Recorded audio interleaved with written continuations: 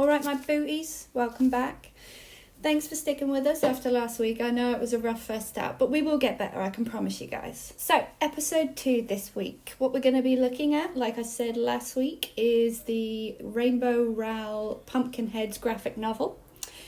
It's wonderful. I've blitzed through it like no one's business. It was really good, and I'm going to tell you why later. I've got a very special guest person coming on. It's Missy, guys. Yeah, she's coming in. She's going to have a chat with us. She's done a video for us. After that, we're going to be looking at Coco by Pixar.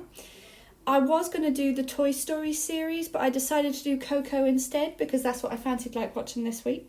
And to go with that review of Coco, which is up there in one of my top 5 all-time favourite Disney Pixar movies, I'm going to be sharing with you a horchata recipe, which is a Spanish/Mexican drink that you can make for you and your wonderful peoples around you. It's really tasty and it'll go really well with cocoa.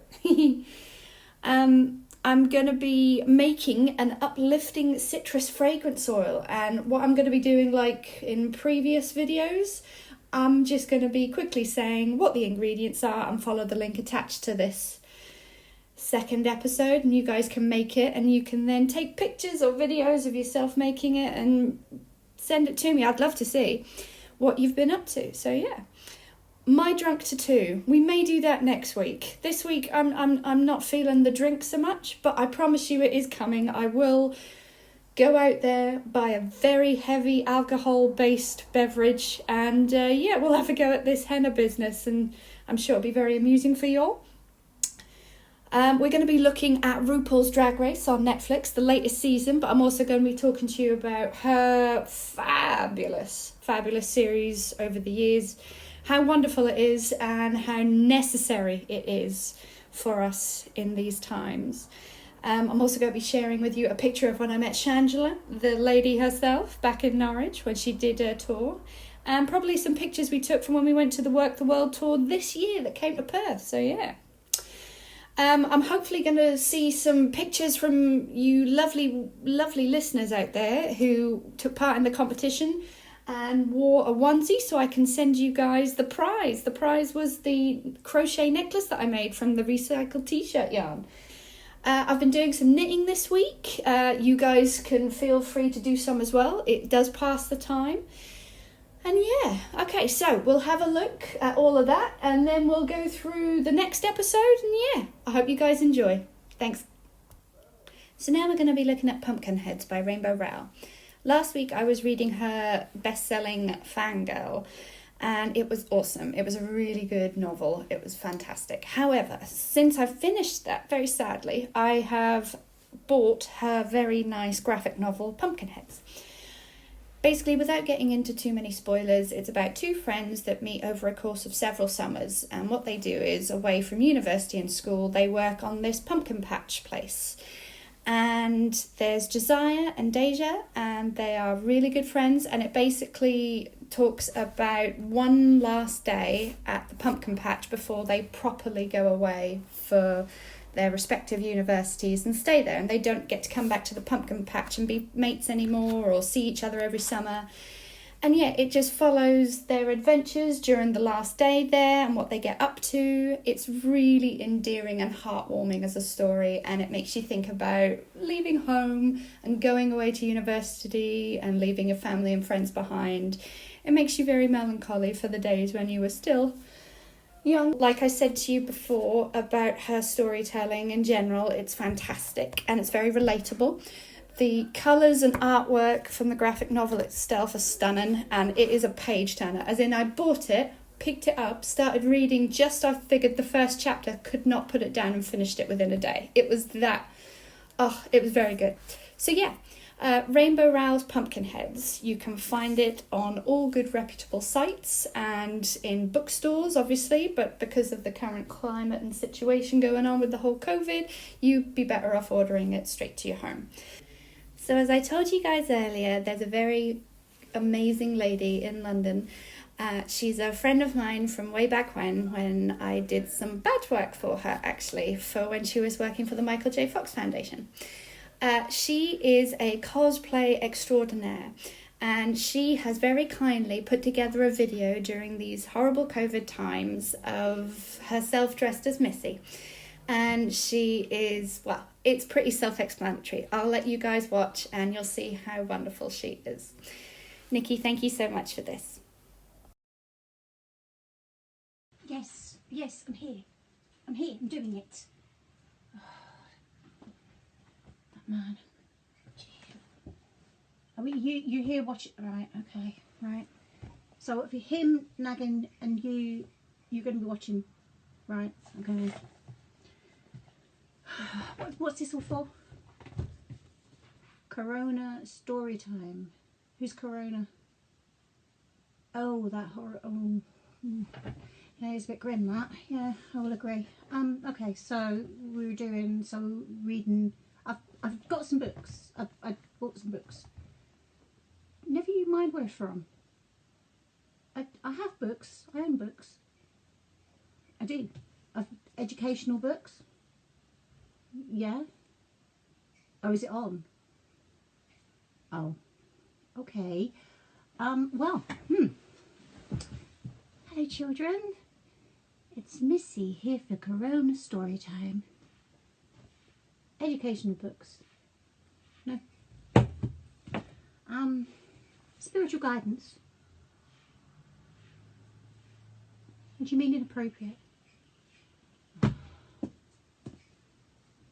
The greatest stories ever written about the greatest Time Lord.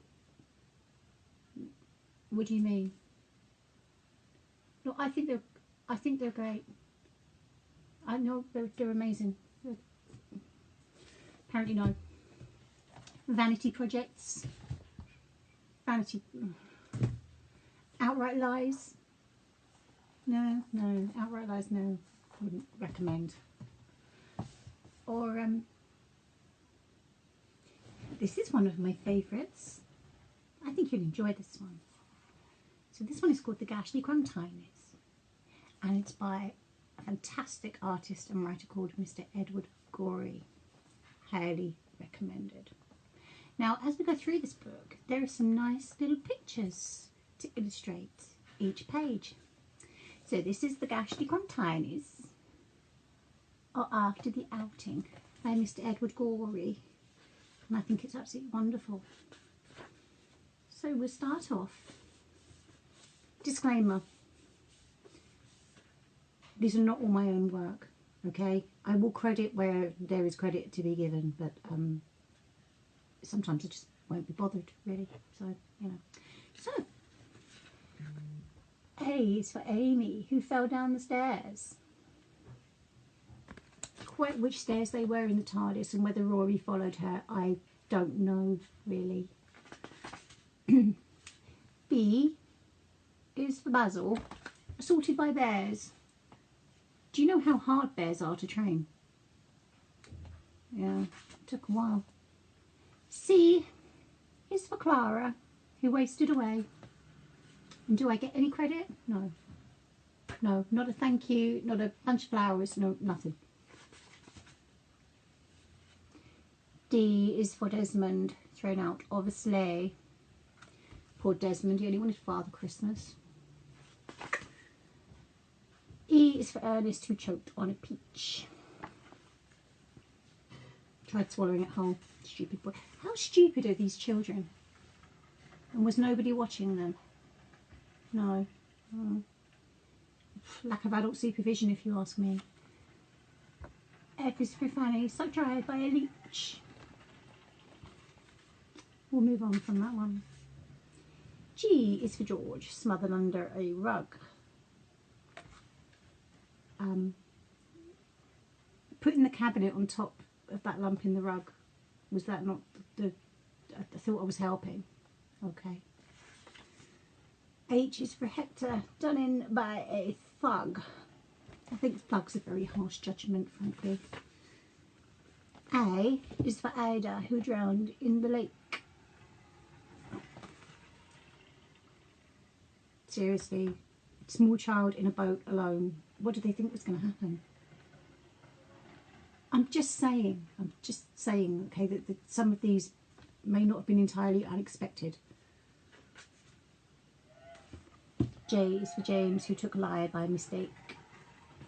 Don't change the labels on bottles, it's not a good idea. K is for Kate, who was struck with an axe. Not just struck. It's quite grim. Okay. L is for Leo, who swallowed some tacks. Seriously, what were they eating? Stupid pills.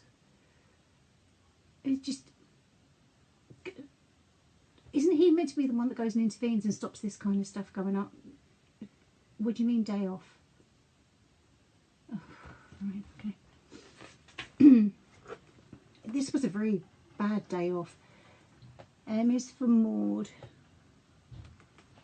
who was swept out to sea. No idea how that happened. N is for Neville, who died of ennui. I feel you, Neville. We've all been there. Isolation's tough on everyone. O is for Olive, run through with an awl. Let a child play with sharp objects. What do you think is going to be the...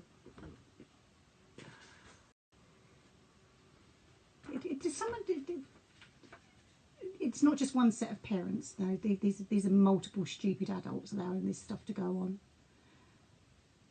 And then everyone wonders why I think that human beings are pointless. Anyway, okay.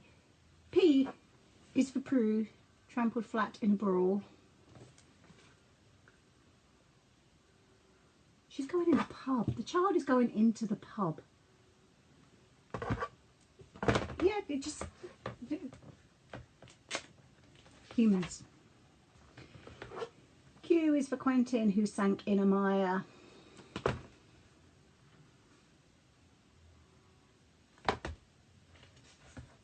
R is for Rhoda, consumed by a fire.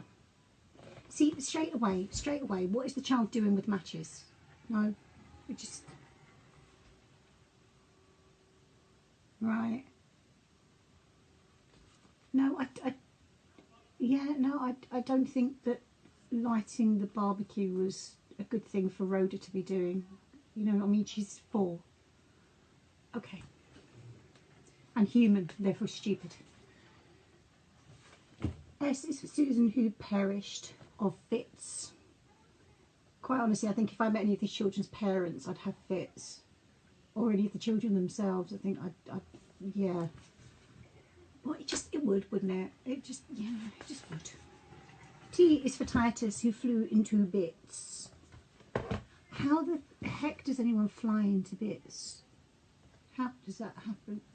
Oh, I get you. It's been a while, yeah. I don't know, yeah. U is for Una, who slipped down a drain. I think Una's parents were not feeding her properly. No, I'm just gonna put that as, you know, a possible contributing factor there, you know. No, okay. V is for Victor, squashed under a train. Don't play on the railway children. Railway children. Shut up, it was funny. W is for Winnie, embedded in ice. How long was Winnie out there for that to happen? Okay, all right, well, just saying, they might have noticed that she was missing after, I don't know, 2 or 3 days. X is for Xerxes, devoured by mice. How big were the mice and how long did that take? Just ordinary mice. Not even... That's quite impressive, actually. Yeah, well played, mice. Y is for Yorick, whose head was knocked in. Again, I know nothing about that one. And this is where the book descends into complete nonsense, because human women have told me this is an impossible fate. Z is for Zilla, who drank too much gin. What gubbins, absolute rot. Anyway, what do you mean? I think that was entirely appropriate. Okay, well, okay, next time you pick the book. Them. Apparently next time you guys have got to pick the book. You've got to choose the next story, which, yeah, not sure I like that idea. Should we have something actually child-friendly next time? I think we should. I look forward to getting your suggestions. Off the back of what Nikki has just very kindly done for us, I found this amazing Sabrina Spellman post that just says me and my friend in class, with the actors. The actress who obviously plays Missy is in this as well, and I thought this would make everybody laugh. So this is the caption, me and my friend in class, and the video to follow. Enjoy!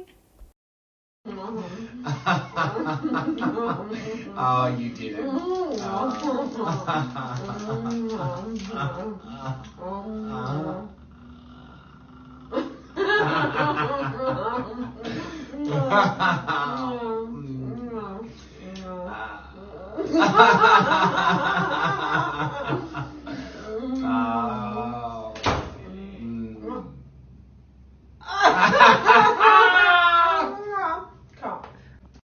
So now I thought we'd have a look at Coco, the Disney Pixar collaborative classic.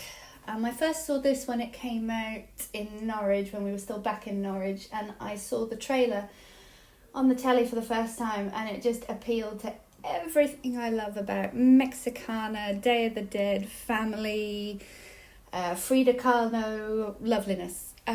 We went and saw it at the cinema, and I remember thinking it was just going to be the most wonderfully colourful, uplifting, happy story. And I was surprised at how heartfelt and actually really earnest a story it was. We got to the end, we came out of the view back at Castle Mall in Norwich, and there was a older gentleman there with his daughter, I can assume, and he was in tears. He was stood there in tears, and he had this, what I can only think was a 5 or 6 year old, hugging his legs, saying, "It's all right, Daddy." And that just got me right to the core. I mean, I knew that it was fantastic storytelling. Even in the dark, you can hear people around you blaring their eyes out. It touched a core in a lot of people, I think. It was beautifully done, animation-wise. The colours, the heartfelt family storyline in it, the music, and I'm not even a big fan of most musicals, but this one, oh my days, it was lush. From beginning, middle to end, it was fantastic. It was everything I needed in a movie, and it's wonderful for all ages. You can watch it with the whole family. It does touch upon the subject of death quite a bit, but it's done in such a beautifully heartfelt, endearing way that it doesn't come across very stark or macabre. It's just, I cannot praise it enough. I really can't. It's a lovely film. I continue to rewatch it because I love it so much, and I highly recommend it for you and the family while all this is happening. Something to watch together and feel happy about and enjoy, yeah. So what I thought, like in the previous episode, I was going to do a video about the horchata recipe that you guys can make at home with you and your loved ones to enjoy whilst watching Coco. However, because of the internet and laws and licensing and all sorts of other things why I can't do this that way, I think what I'm going to do, like last time, I'm just going to add the link at the bottom of this episode, either to the actual video, or I can explain it to you, the recipe for the ingredients and then how to make it, and you guys can have a go at that, and then once you've made it, you can enjoy it whilst or after or even before watching Coco. So yeah, that's what we're going to do, I think. Enjoy! With the fragrance oil, I'm going to do exactly the same as like with the horchata and the other ones. I'm going to add the link at the bottom. I can explain to you guys what ingredients to use and how to make it. And basically what it is an uplifting fragrance oil that smells like Valencian oranges and summer. That's the only way I can describe it, because we're going to be using the main base, which is jojoba oil, and then we're going to be using essential oils. That'll be lemon, orange, and neroli. And it smells amazing, and it's just, yeah, it's great. I hope you guys like it as much as I enjoy it. So why do I like RuPaul's Drag Race? I've watched it for donkey's years, since season 1 to season ... now. Having just watched the latest episode of the latest series, it gives you so much more than just your life. It is salty goodness. It truly is. It makes you smile, it makes you laugh, it makes you want to get up and dance with them on that freaking stage and be a part of Ru's fantasy show. It really does, on my days. Ru herself is all things authentic and just beautiful and radiates acceptance and love. Everybody say love. It is like that. And you just want to be a part of it, and you think that they are so lucky to have that in their lives, and you want that for yourself too. The show from start to finish, production-wise, is spectacular and beautifully honest. And like I said, authentic is most definitely the word. They are living their best life and being their truest self. And at the end of the day, that's all anybody can hope to want to do, without any fear of reprisals or judgment from anybody in society being all things Trump and horrible. And yeah, I love the show. I love what it represents. I love wanting to watch it as much as I do and continuing to watch it. I recommend you have a look at it. I actually got to see Shangela when she came on tour back in Norwich. I think it was last year or the year before. And it was fab. I'm going to show you the picture where I meet her and I'm all like fangirl and I'm fat. Oh my days, I'm fat. I couldn't put the cookies down. I had the best time meeting her and she was just as lovely. They are all lovely. And yeah, my partner, bless him, bought me a ticket to the Work the World tour when that came to Perth. We went and saw that. I met some wonderful individuals there who were living their best lives, looking fabulous to boot, and then I get to see a bunch of the queens that were on Drag Race doing their thing and putting on a show for us. It was, yeah, I keep using the word wonderful because it is just from start to finish. It's a joy to behold, and it's an honour to be able to watch these men's in dresses, these beautiful womans doing their business. It really is. They are talented. They are stunning, and they are everything we should aspire to be, including truthful and all things authentic. So yeah, Work the World Tour, Shangela, RuPaul's Drag Race, anything drag adjacent, even if you can just get to see a show wherever you are, it is a joy to watch. And yeah, I highly recommend that you do. So next week, guys, I'm going to be looking at the O.J. Simpson documentaries on the BBC iPlayer you can watch. I think there's 5 parts, because much like my favourite comedian Dave Chappelle, I just can't get enough of that shit. I really can't. And so we'll have a butcher's at that. What else am I going to be looking at? I'm actually throwing this out there. I'm wanting somebody to possibly give me a review for The Mandalorian. I mean, I've watched it. I've blitzed through it on the Disney Channel already and I loved it. But I don't feel like I've got enough gravitas to give it an honest review, I guess. I don't know. I just think it would be better coming from somebody else, and I'm trying to involve you all. So if any of you out there would like to get involved and help me out with a review of it, that'd be much appreciated. We're going to have a butcher's at doing the Drunk to 2. I'm going to find me some alcohol, some heavy alcohol, and then my partner, Adam, bless him, is going to record me with the henna kit. So I'm sure that's going to be very funny for you all. So we'll figure out what else I'm going to have a look at. I'm thinking another graphic novel, seeing as I'm going through them. Maybe Lucky Penny, I'm not sure. I'll have a look into that. And yeah, thanks so much for sticking around, and see you next time. Cheers, guys. Okay, so last week I threw out this competition for any of y'all to do pictures of you, friends and family members in onesies, and nobody, not one person, sent me in a picture of anybody in a onesie. I made the prizes, as you can see from the pictures posted on this video, and I can't send them out to anybody because nobody got involved. So I'm extending the competition next week. Anybody out there who takes pictures of them, family members, friends in a onesie, send them in to me so I can have a butcher's, and then yeah, I can send some prizes out to you guys. Get involved, people. Girl, please, I didn't promise you this shit would be good.